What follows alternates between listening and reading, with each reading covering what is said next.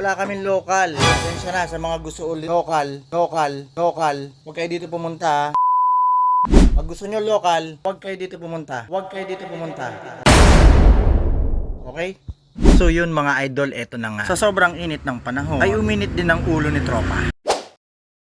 Minabuti ko na lang na hindi pakita ang pagmumukha niya dahil baka lalong uminit ang ulo niya sa akin. Ang putres na ito ang tanging dahilan kung bakit uminit ang ulo ni tropa. Kabitan ko daw ito ng rubber footrest dahil tumatama ito sa kanyang paa. Pero dahil nga wala kaming local, original ang ikinabit ko. So bali ang ipinagawa pala niya sa akin, ipinaayos ang kanyang manifold, ipinatono ang humahagok-hagok at walang minor na karburador. At syempre ang rubber footrest na ikinagalit ng ating kumpare.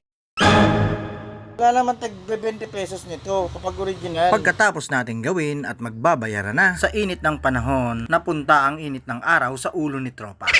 Nagalit siya sa akin, bakit daw ang mahal-mahal ng rubber footrest na ikinabit ko.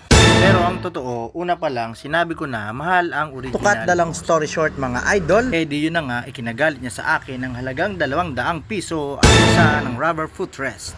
Wala kaming local dito eh. Ayan o, makikita mo oh. Suzuki, Honda, wala kaming local dito eh. Oh, lahat yan original. Titinda lang ang local.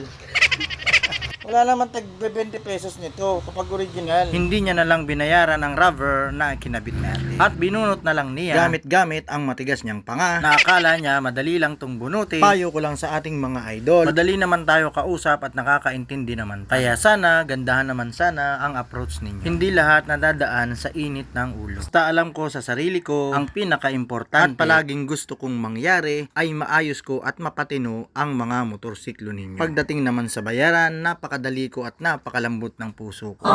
Sa totoo lang, ang dami ko pang pautang. Shoutout sa may utang sa akin, bayaran nyo naman ako. Hanggang dito na lang, hanggang sa muli. Shoutout nga para sa mga idol ko na palaging nanonood.